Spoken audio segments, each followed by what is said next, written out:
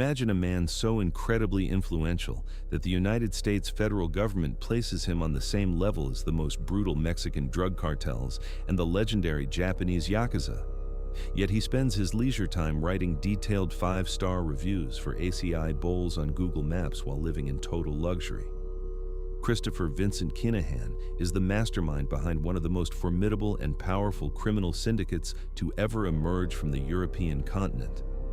To some observers, he is nothing short of a genius of organized crime, a man who successfully transformed a local street gang of Dublin drug dealers into a massive transnational empire with a net worth estimated at over €1.5 billion. To others, he is a heartless and cruel drug lord who bears responsibility for dozens of murders across 4 different countries, ton after ton of cocaine and heroin flooding the streets of Europe, and a viciously bloody war that has claimed the lives of 18 individuals. Today, his family manages roughly 1/3 of the entire European cocaine market, resides in extravagant penthouses in the city of Dubai, and the United States Department of the Treasury has officially placed a bounty of $15 million on their heads. Yet, remarkably, none of the 3 primary leaders of the clan, neither the father nor his 2 sons, are currently behind bars. This is the gripping story of how a boy from the impoverished slums of Dublin ascended to become one of the most sought-after and wanted people on the entire planet. It is also an investigation into why the authorities have found it so difficult to finally capture him. Christopher Kinahan entered this world on the 23rd of March in the year 1957 in one of the most destitute neighborhoods of Dublin, the public housing blocks known as St. Teresa's Gardens, located in the southern part of the city. This particular location was a classic byproduct of the severe poverty found in post-war Ireland, depressing gray concrete municipal housing, cramped and narrow courtyards, and a pervasive smell of dampness and utter hopelessness. His father was the manager of a modest dairy cattle farm, while his mother operated a very humble boarding house. The family was working class and quiet, not standing out in any significant way among the thousands of other families living in the south side of Dublin.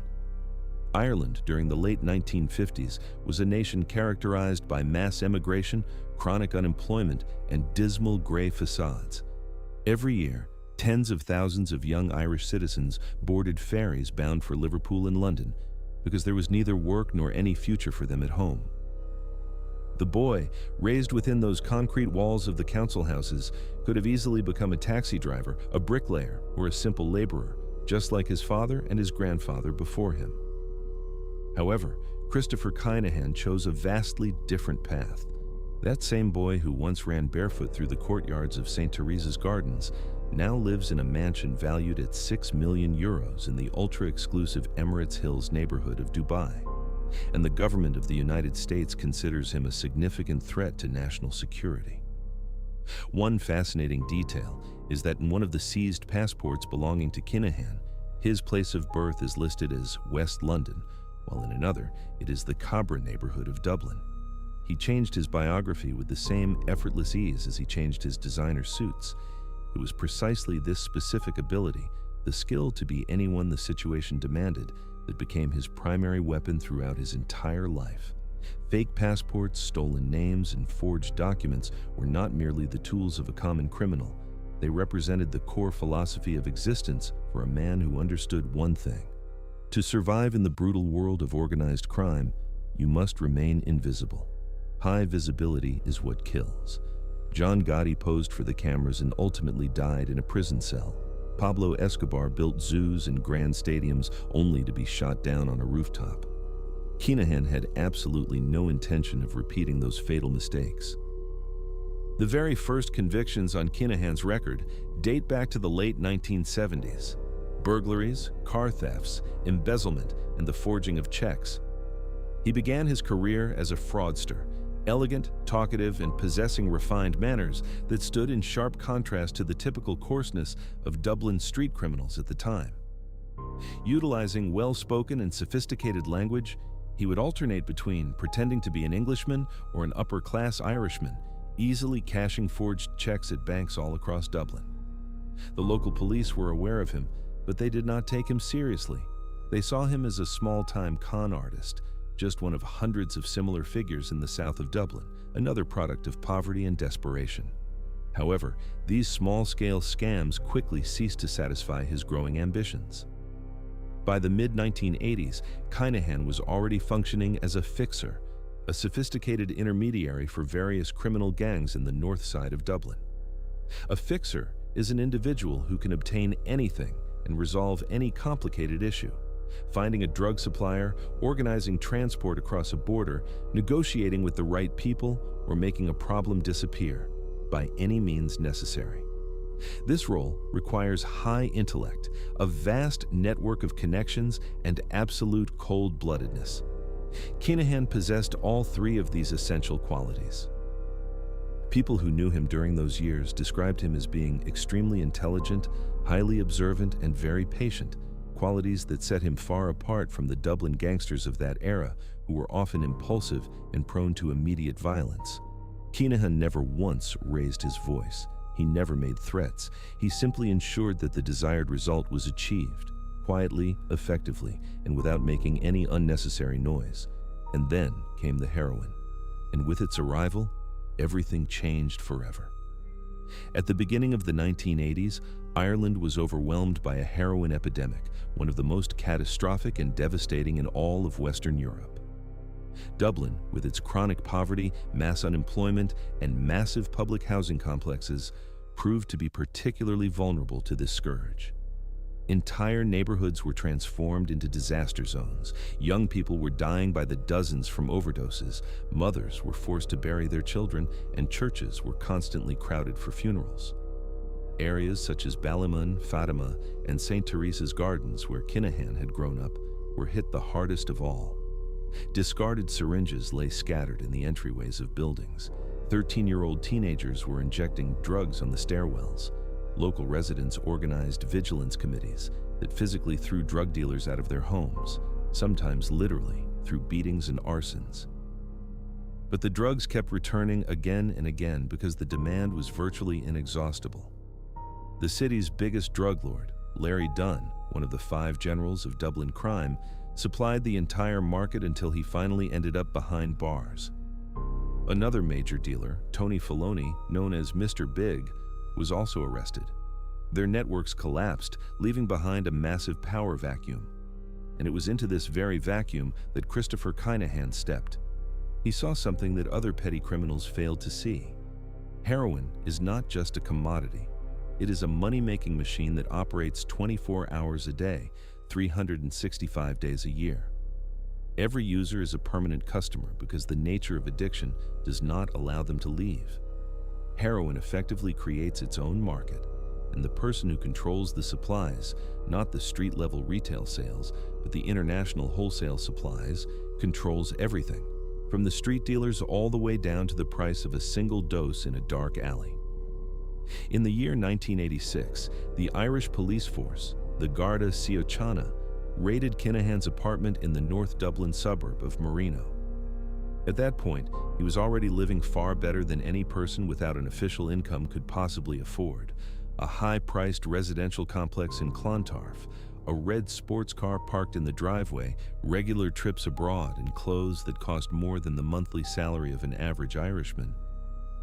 During the search of his apartment, heroin valued at £117,000 was discovered. For those times, this was a colossal shipment for the Irish market, intended not for street sales, but for wholesale redistribution.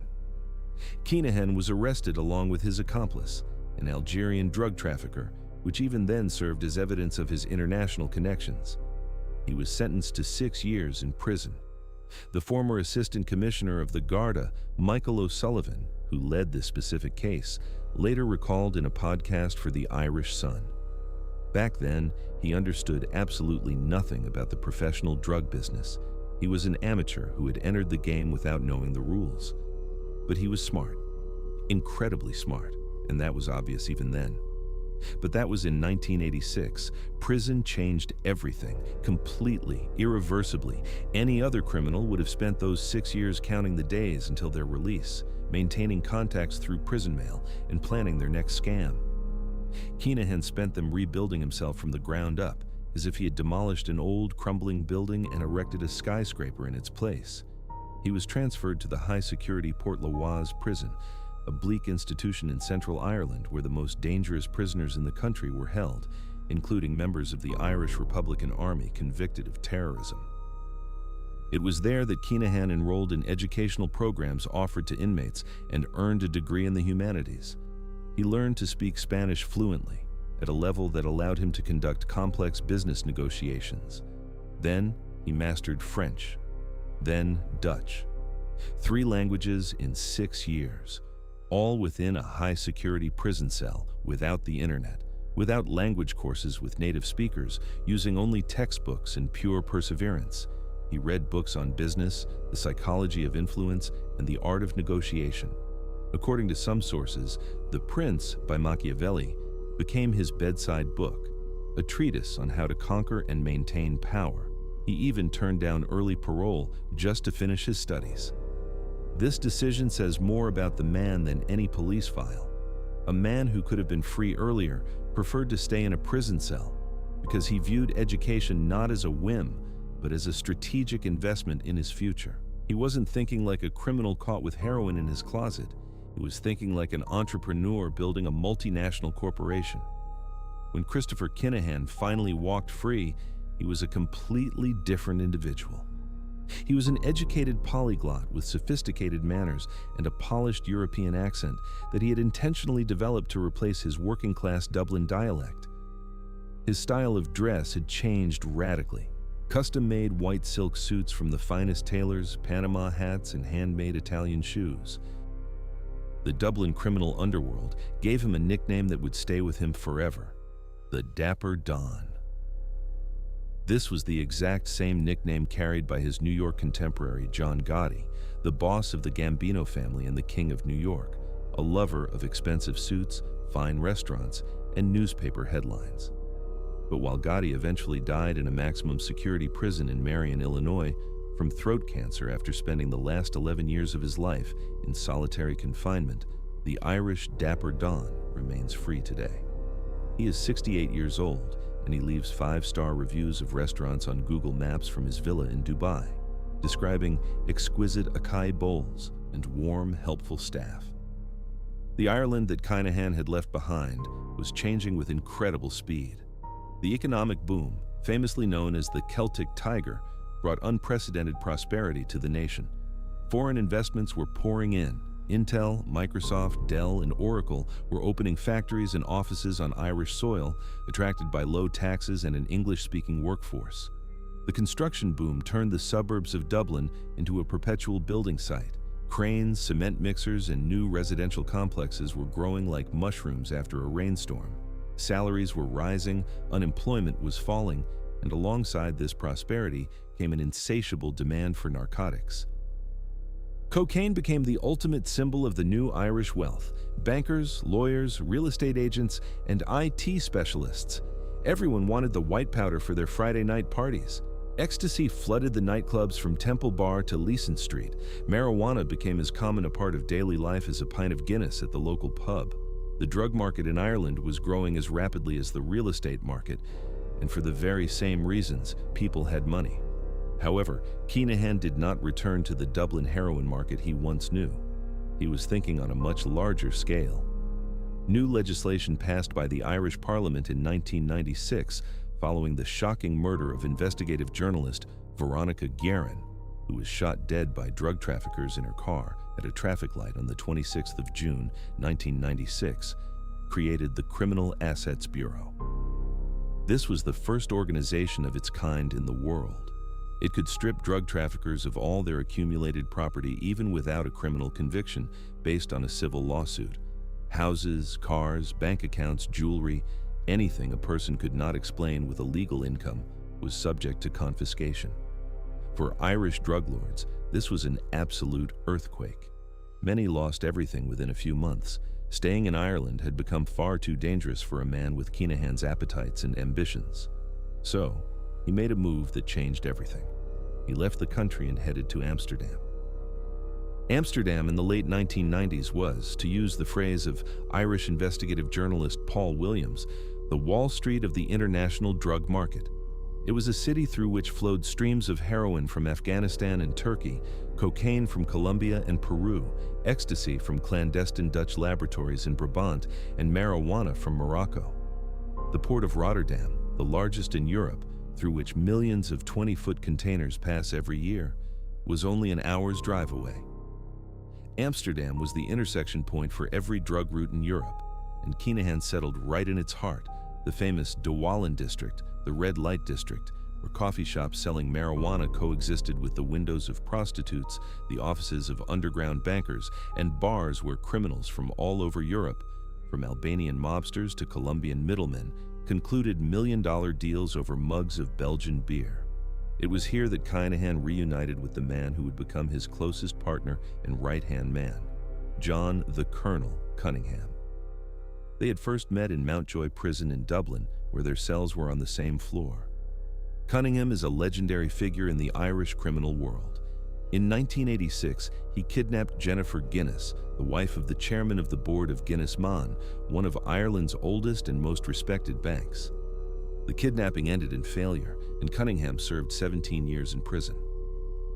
He emerged from prison methodical, disciplined, with a military bearing and unwavering cold-bloodedness, hence the nickname the Colonel. Kinahan brought him into the drug business, and this pair became the core of the future cartel. Kinahan was the strategist, the visionary, and the organizer, while Cunningham was the operational agent, the logistics expert, and the person who ensured the execution of decisions on the ground.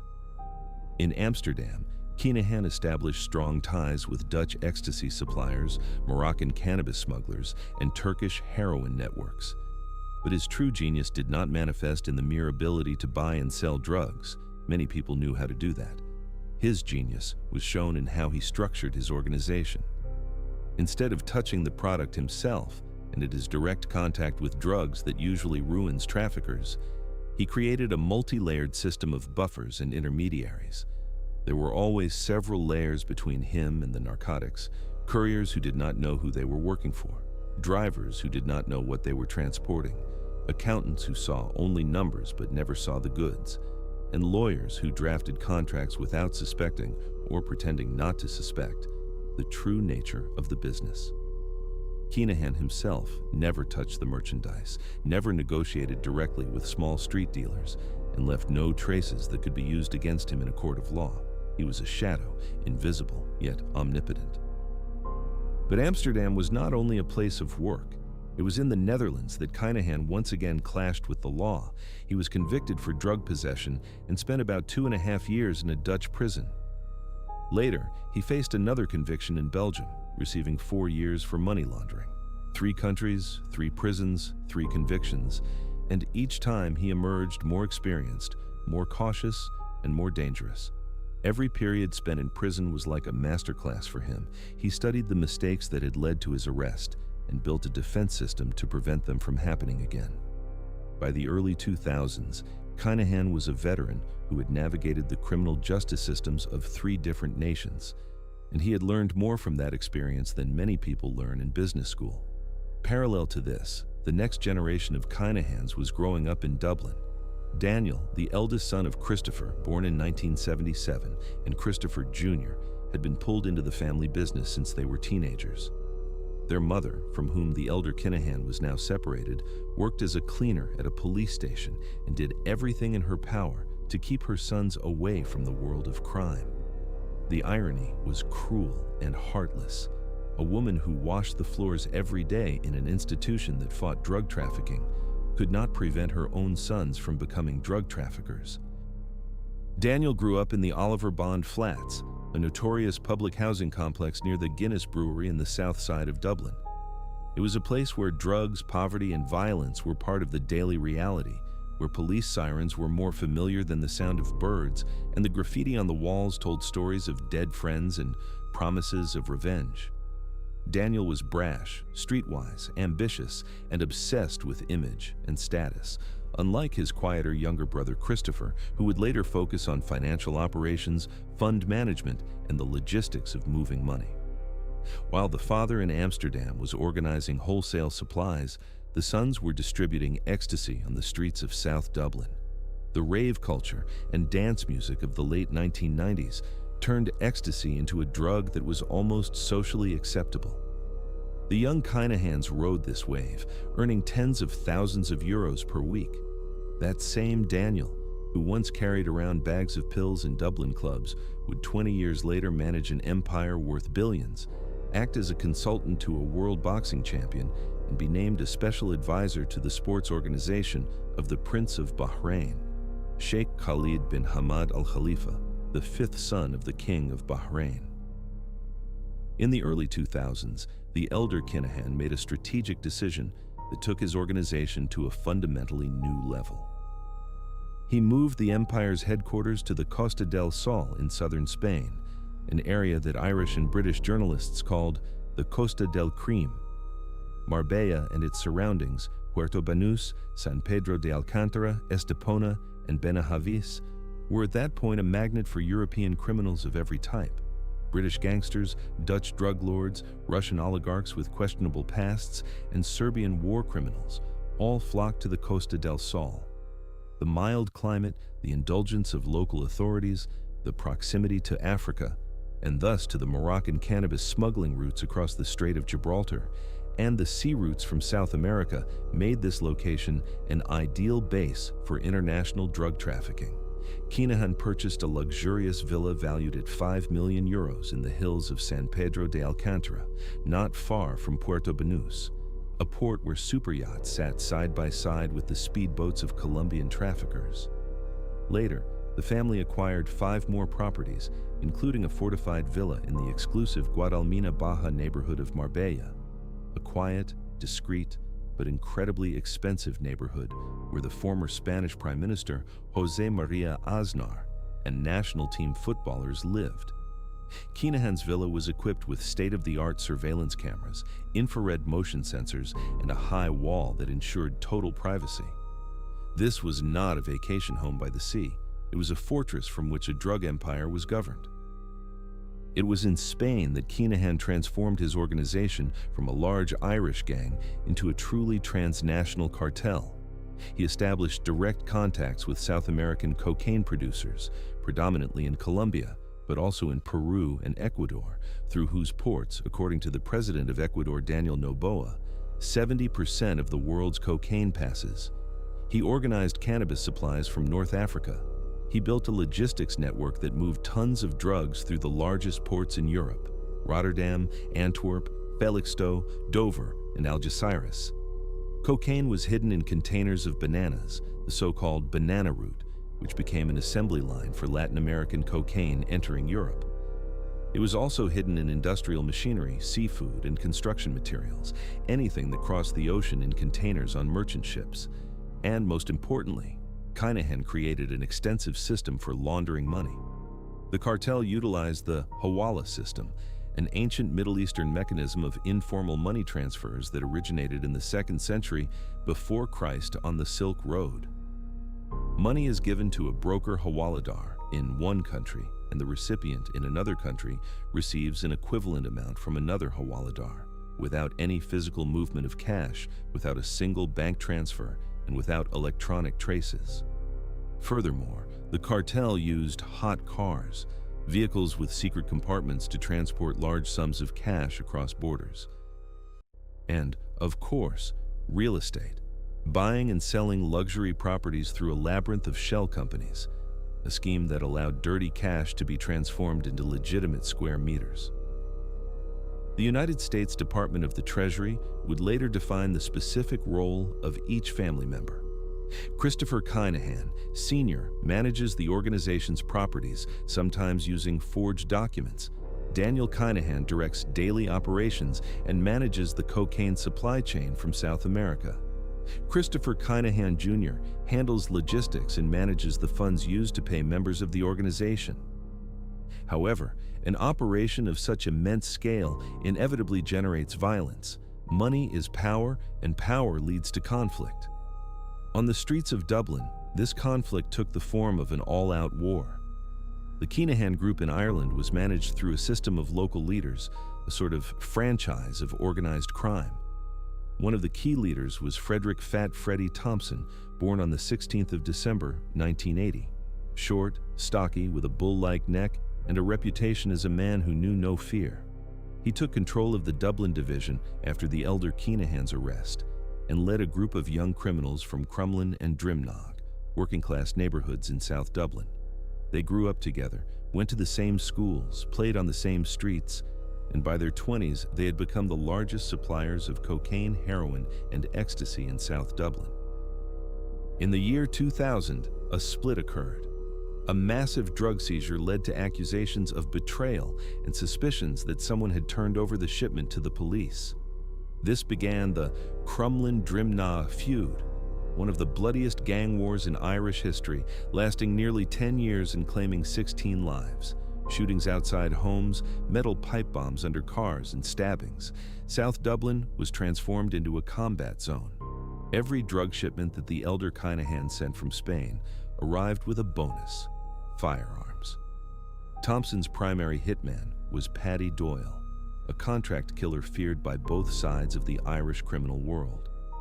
On the 4th of February, 2008, the 27-year-old Doyle was shot dead in the quiet town of Cancellata near Estepona on the Costa del Sol. More than 24 bullets were fired, with 12 hitting the target and 2 final shots to the head. According to one version, he was killed by Turkish drug traffickers over debts related to heroin from Afghanistan. Shortly before that, his companion Kel Meadow had been shot dead in Amsterdam and thrown from a moving car. According to another version, more likely within law enforcement circles, Doyle was eliminated by his own people for stealing €500,000 from Christopher Kinahan. The murder drew the intense attention of Spanish authorities to the Irish criminal community on the Costa del Sol and began the preparations for Operation Shovel. Operation Shovel was prepared over 2 years with the participation of 5 countries: Spain, Ireland, the United Kingdom, Belgium, and the Netherlands. Coordination was handled by Europol. On the 25th of May, 2010, at 4:30 in the morning Irish time, a simultaneous series of raids began in 3 countries. 750 police officers were involved. 78 searches were conducted, 45 in Ireland, 21 in Spain, and 12 in the United Kingdom. 34 arrests were made, 22 in Spain, including 4 Spanish lawyers working for the cartel, 11 in the United Kingdom, and 1 in Ireland. 20 vehicles were confiscated, nearly €1 million in cash and various firearms. The cartel's assets, worth more than €700 million across 4 continents, were partially frozen. Christopher Kinahan was arrested along with both his sons in his €9 million villa in Malaga province. Irish Minister for Justice Dermot Ahern stated that the operation would deal a crushing blow to the empire. Garda Commissioner Fashna Murphy added, "For those who seek to enrich themselves on the suffering of others, there is no safe haven." It seemed like the end, but a safe haven did exist, and the end did not arrive. Of the 31 original suspects, only 5 eventually went to trial, and not for drug trafficking or creating a criminal organization, but for much less serious offenses. Spanish prosecutors were unable to gather sufficient evidence that met the standards of Spanish courts. Delays in the judicial system, issues with the admissibility of wiretapped communications, and Kinahan's masterful isolation from direct evidence all played their part. The elder Kinahan faced only 2 charges for passport forgery. One for traveling with a fake British passport in the name of Michael Leslie Swift on an Iberia flight from Madrid to Rio de Janeiro, and another for possessing the passport of a deceased Irishman. The prosecution asked for 4 years. His sons, Daniel and Christopher Jr., emerged from the investigation without a single charge. The failure of Operation Shovel became a clear signal.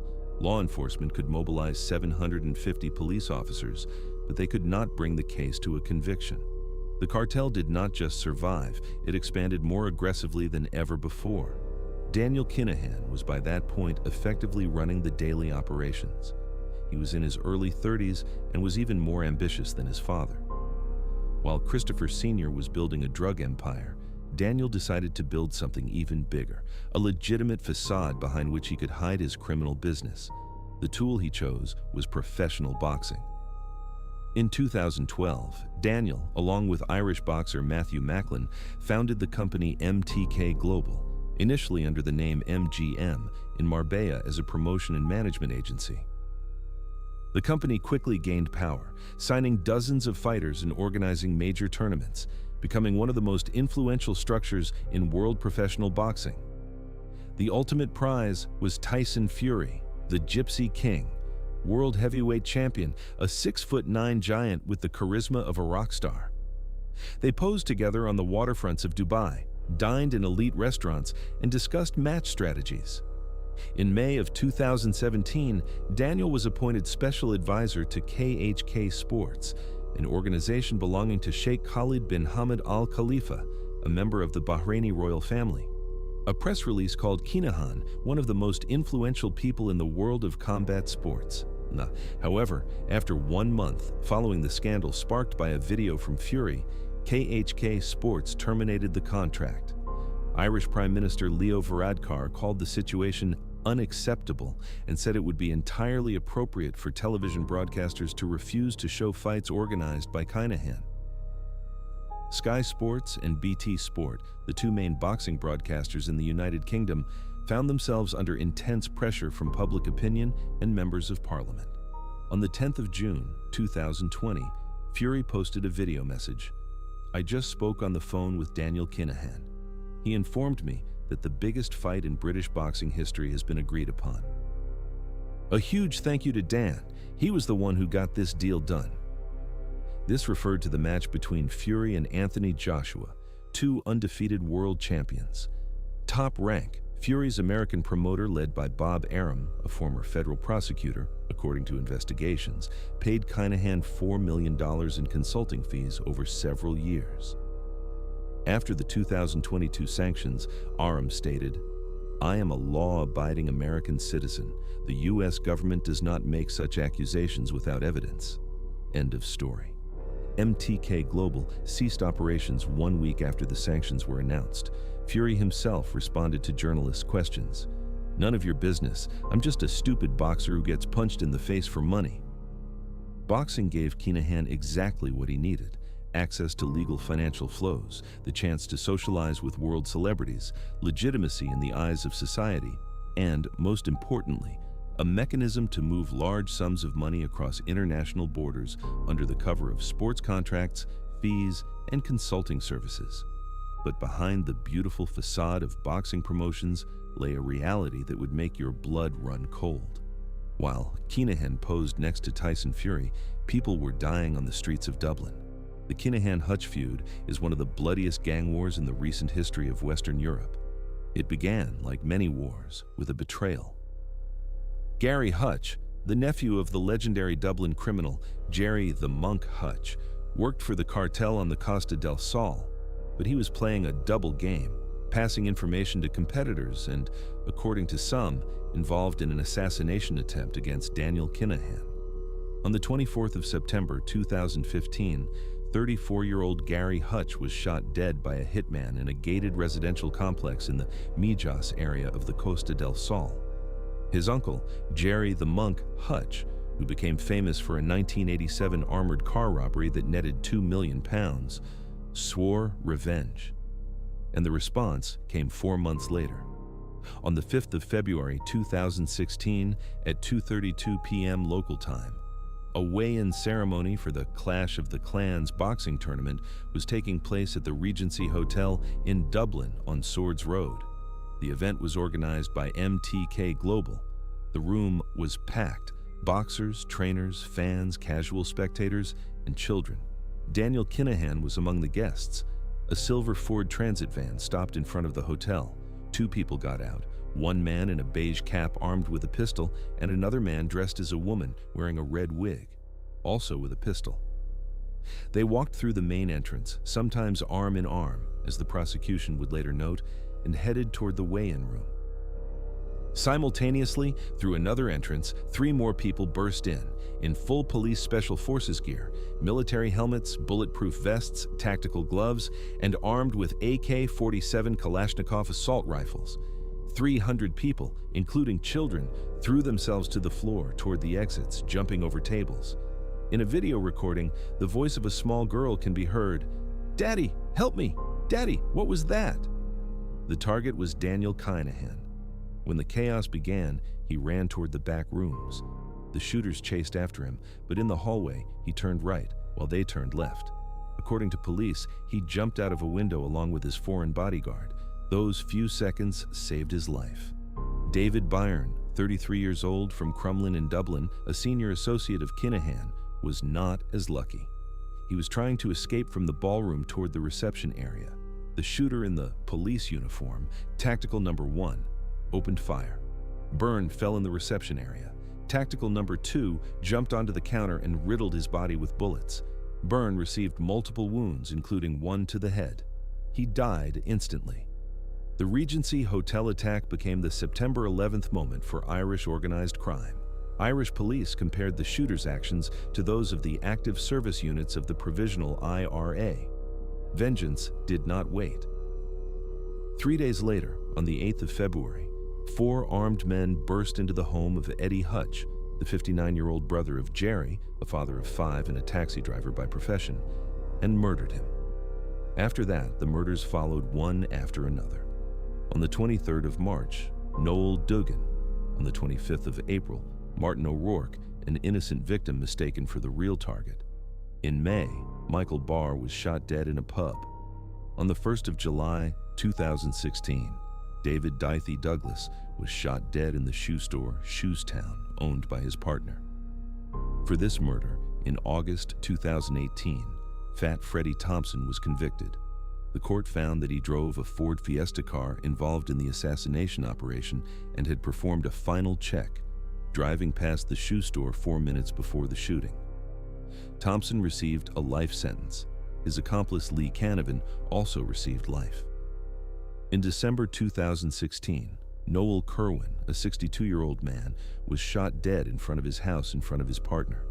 His only guilt was that he had helped the Hutch family during a funeral. Sean McGovern, Daniel Kinahan's closest advisor, is accused of this murder.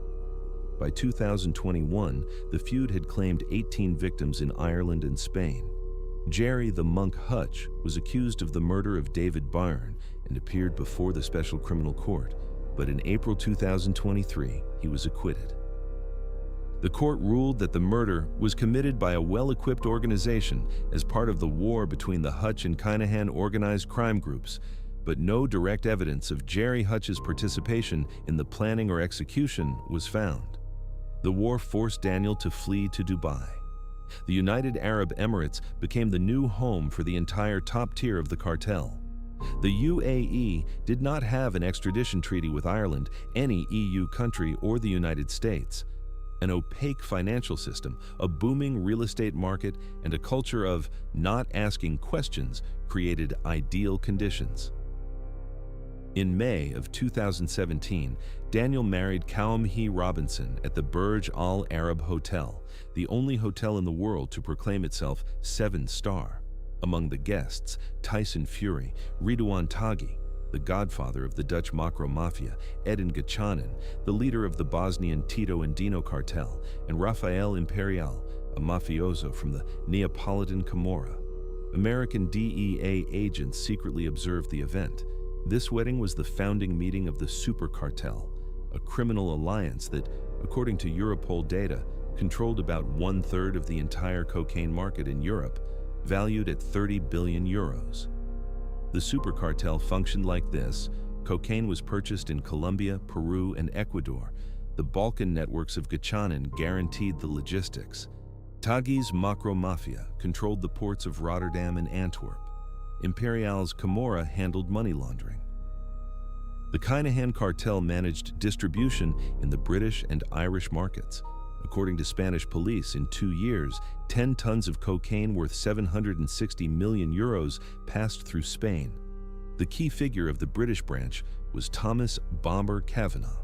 a Dubliner whom the National Crime Agency called the Kinahan's main man in the UK. He lived in Tamworth, Staffordshire, in a fortified villa with armored doors and bulletproof glass. During a search in January 2019, after Kavanaugh's arrest at Birmingham Airport, knives, baseball bats, swords, a taser, and £35,000 in various currencies, euros, dollars, UAE dirhams, were found stuffed in drawers and behind sofa cushions. Kavanaugh's operation was the merry-go-round of drugs coming in, cash going out. Cocaine and cannabis were hidden inside road-clearing machinery with secret compartments and shipped through the port of Dover. A shell company served as cover. In October 2017, customs officers in Dover intercepted a shipment, 15 kilograms of cocaine and 220 kilograms of cannabis. The total value of the drugs transported was over £30 million. In March 2022, Kavanaugh was sentenced to 21 years. His accomplices Gary Vickery received 20 years and Daniel Canning 19 and a half. But even from prison, Kavanaugh continued to pull the strings. In May 2021, he provided the National Crime Agency with information that led to the discovery of 2 bags buried in a field in Newry, Northern Ireland, 7 assault rifles, 3 automatic pistols, 1 assault rifle, and ammunition. Kavanaugh wanted to trade for a reduced sentence, but the encrypted messages from the EncroChat platform, decoded by French authorities, revealed the entire scheme. The weapons had been gathered on purpose under his instruction. His brother-in-law, Liam Byrne, and accomplice Sean Kent of Liverpool carried out the orders. Kent used an EncroChat device to receive directives through an intermediary in prison. In October 2024, Kavanaugh received another 6 years for conspiracy with intent to deceive the court through a fake arsenal. The EncroChat hack was a technological disaster for European organized crime. The platform, modified smartphones costing €1,000 each with a €1,500 subscription for 6 months, promised absolute privacy. 60,000 users worldwide discussed everything, from hits to smuggling routes. But in 2017, the French gendarmerie began an investigation after EncroChat phones started appearing regularly during raids on criminal groups.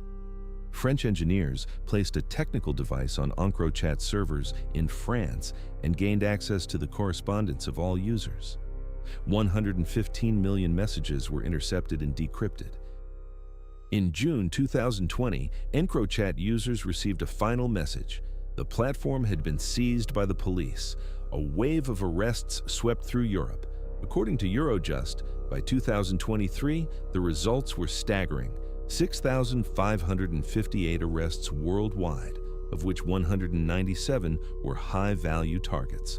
€739 million in cash were confiscated. 154 million were frozen in accounts. 103.5 tons of cocaine, 163 tons of cannabis, and 3 1/3 tons of heroin were seized. 923 firearms, 21,750 rounds of ammunition, and 68 explosive devices were found. 83 speedboats and 40 planes were confiscated. 271 properties were taken. The total prison sentence of those convicted was 7,134 years. EncroChat data became the basis for the conviction of key figures of the Kinahan cartel and their partners in the super cartel. In November 2022, Europol announced Operation Desert Light, coordinated raids in 6 countries, 49 arrests, 30 tons of drugs. In Dubai, Edin Gachanan, Panamanian cocaine baron Anthony Hassan Martinez Meza, and British trafficker Ryan Robo Hale were detained. On the 12th of September of the same year, Johnny Cash Morrissey, a 62-year-old Irishman called one of the biggest money launderers in Europe by Europol, was arrested on the Costa del Sol. Through the Hawala system, his network moved up to €350,000 a day, more than €200 million in a year and a half. To camouflage the earnings, he created a vodka brand, Nero Drinks, promoted in Costa del Sol clubs. His wife, Nicola, was arrested at the same time. Kinahan's partners fell one by one. Ridwan Taghi was extradited from Dubai to the Netherlands in 2019. and sentenced to life on the 26th of February 2024 during the Marengo trial, the largest criminal case in Dutch history. 142 hearings over 6 years, more than 3,000 pages of defense documents. The court called him the undisputed leader of the organization and a well-oiled killing machine. The judge stated, "He decided who should die and spared no one. The extent of the suffering Taghi caused to victims and their loved ones can barely be imagined."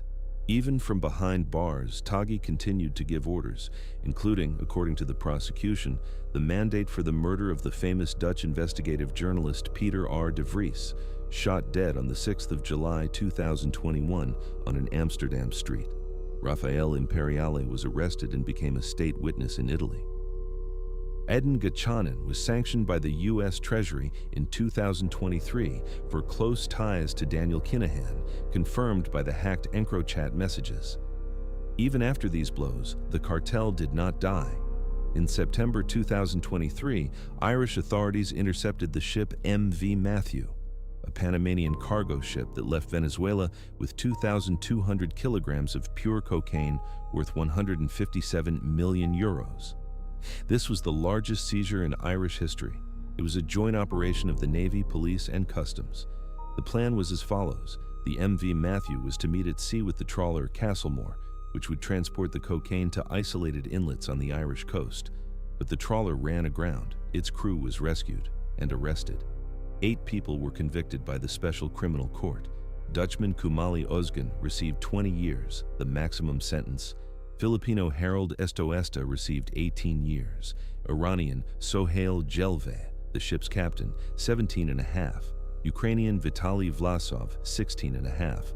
Iranian Syed Hassani, 15. The participation of Iranians and links with Hezbollah were the most shocking elements of the case. The prosecution stated the existence of a major Iranian hub in the operation. The coordinator, known as Captain Noah, identified as Mehdi Bourdbar, allegedly operated from Dubai. The cocaine was loaded on board off the coast of Venezuela at night by armed men. The advance payment was 5 million euros. According to security experts' conclusions, Ireland has become the target of tonnage supplies by Iranian Hezbollah. Its poorly patrolled coasts were considered the point of least resistance to penetrate the European market.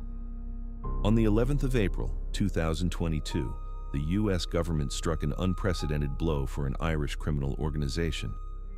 OFAC, the Office of Foreign Assets Control of the Treasury Department, officially classified the Kinahan cartel as a significant transnational criminal organization and placed it in the same rank as the Italian Camorra, the Mexican Los Zetas cartel, and the Japanese Yakuza. 7 members of the organization, Christopher Kinahan Sr., Daniel Kinahan, Christopher Jr., Sean McGovern, Ian Dixon, Bernard Clerkin, and Johnny Morrissey, and 3 companies were added to the sanctions list. U.S. Ambassador to Ireland. Claire Cronin arrived in Dublin for a joint press conference with Irish Police Commissioner Drew Harris. For information leading to the arrest of each of the 3 clan leaders, the government would pay up to $5 million, $15 million in total. Commissioner Harris estimated the cartel's total revenues at more than 1 billion euros. The sanctions hit from several directions simultaneously. All assets were frozen. Any bank in the world that carries out a transaction with the participation of sanctioned persons risks falling under secondary sanctions and being disconnected from the dollar system. The Dubai companies, Ducashu General Trading and Ducashu Consultancy, were closed. MTK Global ceased operations after a week. The UAE froze the assets. For the cartel, the ice age had arrived, but the family adapted. Daniel's wife, Kawimi Robinson, started a series of real estate transactions in Dubai. In February 2024, she sold a 4-room apartment in the elite residence's skyscraper for $1 million. Other properties, villas in Parkway Vistas and Emirates Hills, were sold in 2022 and 2023. The Dubai market was growing, and the Kinahans were earning even on the retreat. Meanwhile, the Kinahans lived in Dubai openly. The investigation by the Dutch outlet Bellingcat in 2024 found that Christopher Sr. had left a digital footprint of hundreds of reviews on Google Maps under the pseudonym Christopher Vincent, a seventh-level local guide. He reviewed restaurants, hotels, and shopping malls in Dubai, Barcelona, Madrid, Istanbul, Hong Kong, the Costa del Sol, and even Zimbabwe. In one review of a Dubai restaurant, he wrote, "Ordered an acai bowl, then fried eggs with almond bread and green salad. The dish was well presented and delicious. I give the place 5 stars." In a review of an Istanbul restaurant, an elegant and luxurious place, the service was good but not exceptional. Kinahan inadvertently revealed his movements and even his appearance. In several photographs, his face was visible in the reflection of windows and mirrors. After the announcement of the April 2022 sanctions, reviews outside the UAE stopped. The African trail turned out to be even more surprising. Kinahan Sr. created a second life in Zimbabwe, presenting himself as a British businessman, Christopher Vincent, operating in the aviation sector. A network of companies in Zimbabwe, Singapore, and South Africa was linked to his partner Oliver Herrmann, a German with a private Swiss passport who registered nearly 500 rides in Harare in the Strava application. The Pilatus PC-12 aircraft linked to this network flew between airports in Zimbabwe, South Africa, and Botswana. Herrmann was later accused by Australian authorities of smuggling 200 kilograms of drugs. On the 10th of October, 2024, Dubai police arrested Sean McGovern, the first arrest of a high-ranking cartel figure on UAE territory. The 39-year-old Irishman, who had lived in Dubai since 2016, was the advisor and closest confidant of Daniel Kinahan. The arrest was made on the basis of an Interpol red notice. After a week, on the 21st of October, former Irish Justice Minister Helen McEntee signed a historic treaty in Abu Dhabi on extradition and mutual legal assistance between Ireland and the UAE. On the 29th of May, 2025, McGovern was extradited on board an Airbus C-295 military transport aircraft of the Irish Air Corps, which took off from Al Maktoum Airport with refueling along the route. It landed at Casement Aerodrome in County Kildare and was immediately taken to the Special Criminal Court in Dublin, where he was charged with 5 counts: the murder of Noel Kerwin, directing an organized crime group, conspiracy with intent to kill James Mago Gately, and others. It was the first case of extradition from the UAE to Ireland and a signal that shook the top tier of the cartel. In parallel, the Irish Criminal Assets Bureau continued to strike financial blows. In 2018, the High Court in Dublin recognized the assets for €1,400,000, seized from the group of Liam Byrne, trusted lieutenant of Daniel Kinahan, as proceeds of crime.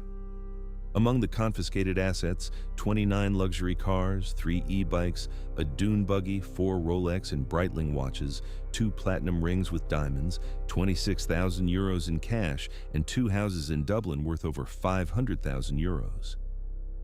Judge Carmel Stewart called Byrne's car dealership, LS Active Car Sales, the gang's black box. The cars were not sold but used by members of the group, and the premises in the Bluebell Business Park served for meetings and reunions. Today, in March 2026, the Kinahan cartel finds itself in a unique position. Its structure is partially destroyed. The main allies in prison or dead. Taghi, life sentence. Imperial, prosecution witness. Kavanagh, 27 years in total. Liam Byrne, arrested. McGovern, under trial. Morrissey, arrested. Fat Freddie Thompson, life sentence, appeal lost in January 2024. His accomplice Lee Canavan, life sentence. The head of the Anti-Organized Crime Division of the Irish Police stated that the cartel is no longer the main organized crime group in this jurisdiction. But reality is more complex than statements. 3 people, Christopher Sr., Daniel, and Christopher Jr., remain free. None of them has ever been convicted of a serious crime related to trafficking drugs, weapons, or murder. They live in Dubai, which has become their golden cage. According to the police, the Kinahans have not left UAE territory for more than 4 years, but within this cage, they live openly. In March 2026, Bellingcat and the Sunday Times published video evidence. Christopher and Daniel were filmed at a mixed martial arts event in the Coca-Cola Arena in Dubai, moving freely around the city despite a $15 million bounty for their capture. The extradition treaty exists, but it is not retroactive. McGovern was handed over under a special one-off agreement. Whether Ireland will be able to obtain the extradition of the Kinahans themselves is a question to which there is no answer. According to available information, after McGovern's arrest, the cartel considered moving from Dubai. One of the destinations discussed was Russia, a country without an extradition treaty with Ireland and with minimal cooperation with Western law enforcement. Whether these plans were realized is not known. For now, the Kinahans remain in Dubai. Irish courts have officially recognized Kinahan's organization as a criminal gang involved in murders and international drug and weapons trafficking. The Criminal Assets Bureau established that Daniel Kinahan controlled and managed the organization's operations, which deals with the smuggling of drugs and weapons into Ireland, the UK, and continental Europe, and has links that guarantee international criminal activity in Europe, Asia, the Middle East, and South America. The U.S. Department of the Treasury classified the cartel as a threat to national security. Europol linked the gang to 20 murders in 4 countries.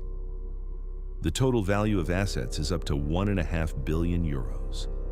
And the most alarming thing, cocaine continues to flow. Production in South America is breaking all records. The Port of Antwerp in 2023 recorded a record seizure, 120 tons of cocaine.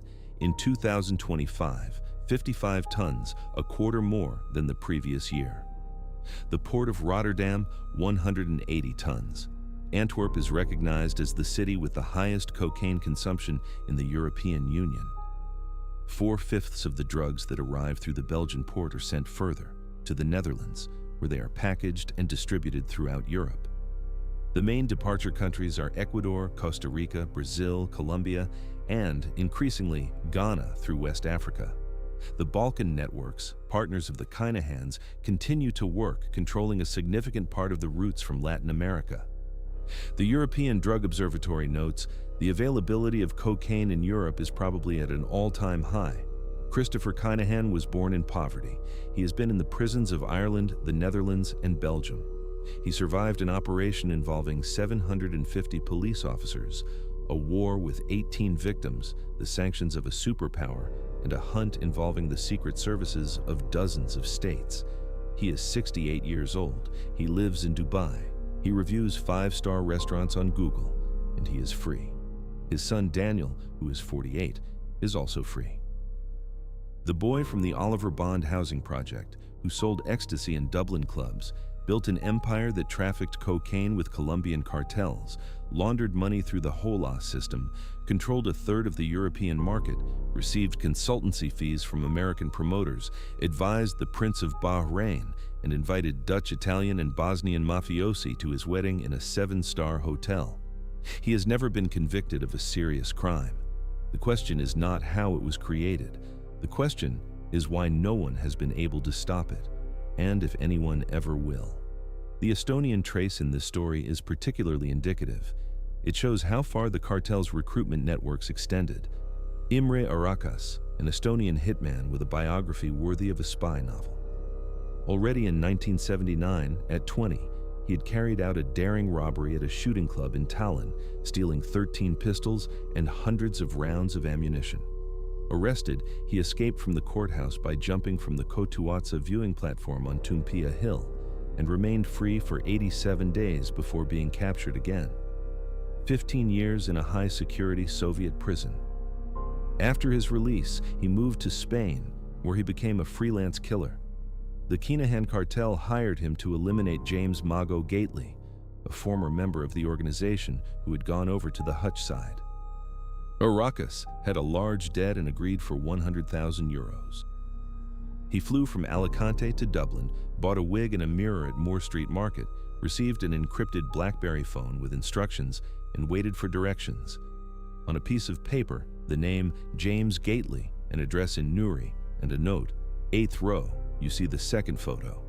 but the Irish police, who had received intelligence from Europol and the Estonian secret services, followed him from the moment he landed.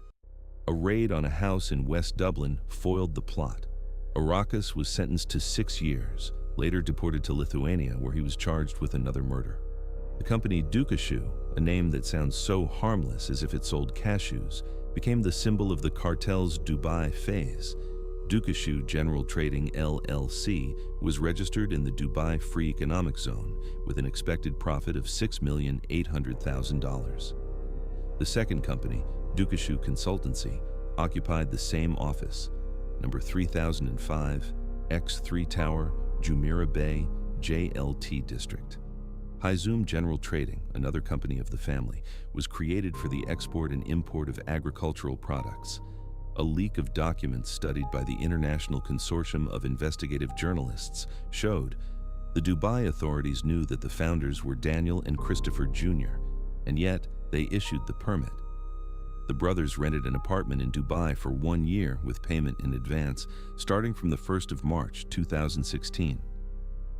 The Briton Rebecca Irene Brinkman, 39 years old, acted as a representative of Dukashu from 2017. UAE citizen Khalid Abdulrahman Mohammed Al-Jasmi was also involved in the structure. After the sanctions, all these companies were closed and assets were frozen. Meanwhile, the Irish drug market is undergoing its own transformation, and this is an important context for understanding what is happening to the Kinahan's legacy. Assistant Commissioner of the Irish Police Justin Kelly, who returned from Colombia in 2024, spoke to the Irish Times about tectonic shifts.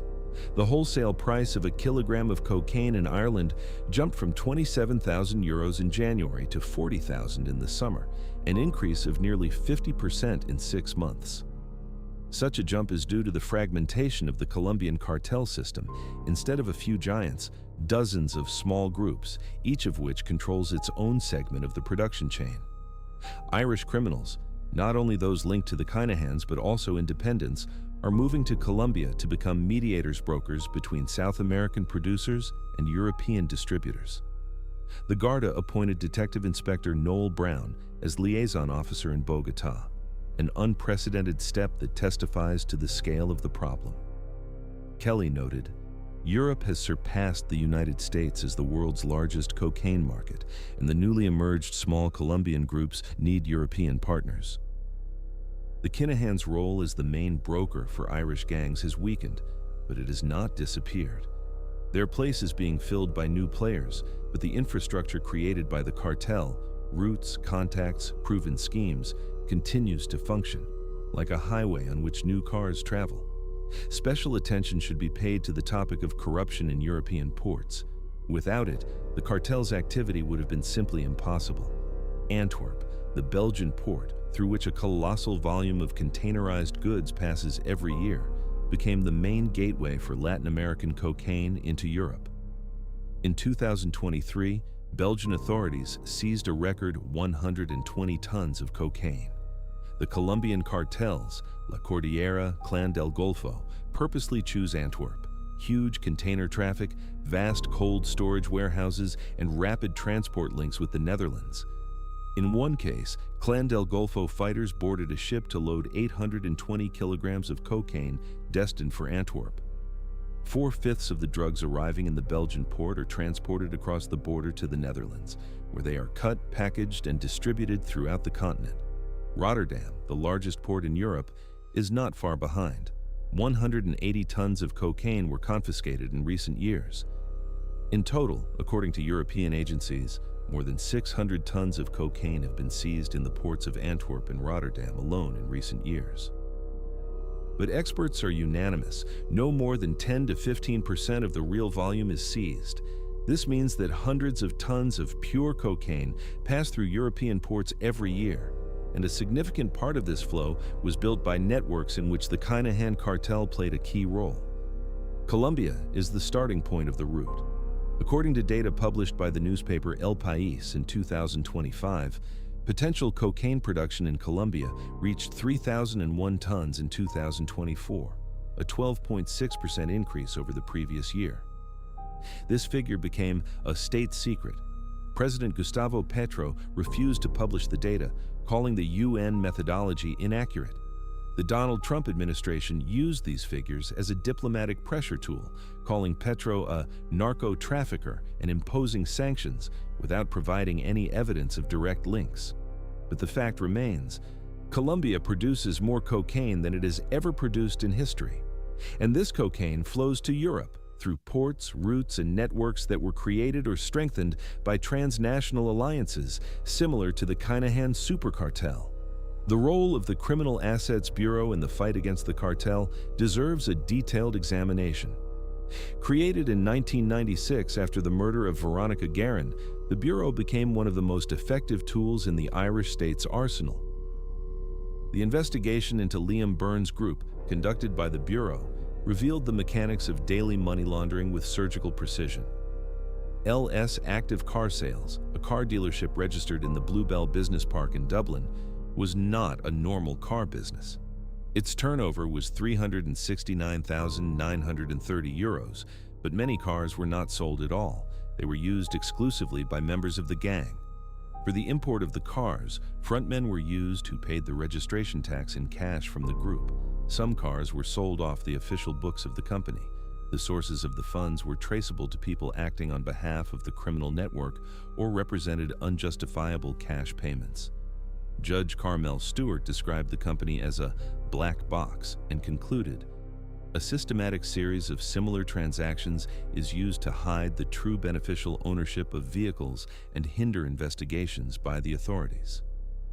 The company was liquidated on the 20th of January 2016, but the business continued under another name, Active Recovery Services, already as a sole proprietorship for Byrne.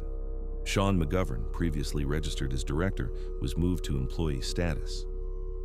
One of the confiscated properties, a house in Clondalkin, was sold at a price lower by about €120,000, and the mortgage on it had been taken out under false circumstances. Another property, a house bought through Byrne's sister, Maria, who had received €400,000 from the sale of a property in Ashbourne, and had transferred nearly €50,000 to her gangster brother's account. The court declared both properties proceeds of crime. As for Kinahan's partner, the Colonel Cunningham, his fate became part of a larger picture. Cunningham spent years as an operational commander, organizing supplies, coordinating couriers, and solving problems, a euphemism whose meaning in the context of organized crime needs no explanation. He was arrested during Operation Shovel in 2010 in Spain. His role was one of the reasons why Spanish investigators classified the Kinahan group specifically as an organized criminal group, a structure with a hierarchy, a division of tasks, and a chain of command, and not simply a gang of street dealers. Meanwhile, the violence generated by the Kinahan-Hutch War spilled far beyond Dublin. Attacks and murders were committed in Spain, on the Costa del Sol and in Marbella in Northern Ireland, in Belfast and Newry, in the Netherlands, and even in the United Kingdom. The cartel used hitmen from Eastern Europe, like Arakas from Estonia, because they were not known to the Irish police and did not appear in the Garda databases. It was the clean faces tactic. A man with no links to the Irish criminal world lands, carries out the job, and flies away again, invisible to the system. The international character of the contract killings became one of the arguments that convinced the United States government to classify the Kinahans as a transnational threat. The story of the Kinahan cartel is not just a criminal chronicle. It is a manual on how the globalization of crime precedes the globalization of justice. While the law enforcement agencies of different countries agree on warrants, exchange requests through diplomatic channels, and wait for the ratification of treaties, the drugs cross borders in a few hours, the money moves in a few seconds, and the killers fly with low-cost airlines from one jurisdiction to another. It took the Irish state 2 years to obtain the extradition of one man, Sean McGovern, from the UAE. And this was with the presence of political will, diplomatic pressure, and the support of the United States. The extradition of the Kinahans themselves, the father and 2 sons, could take decades or never happen at all.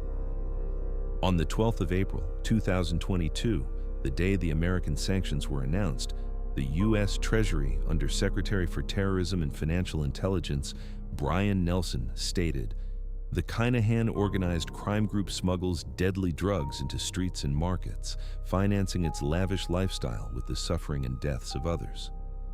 The Treasury Department is committed to destroying the financial networks that allow transnational criminal organizations to threaten the security of our citizens and undermine the rule of law. Fine words, but the Kinahans are still free. The police of 10 countries, Interpol, Europol, the DEA, the FBI, the Criminal Assets Bureau, the UK's National Crime Agency, and the Spanish Policía Nacional, all are working on the Kinahan case. Intelligence data from EncroChat provided an unprecedented amount of evidence.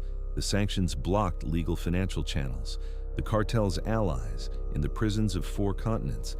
But the 3 main suspects sit in their residences in Dubai, and the only thing that keeps them from sleeping at night is, probably, the question of which restaurant to dine in tomorrow and how many stars to put on Google.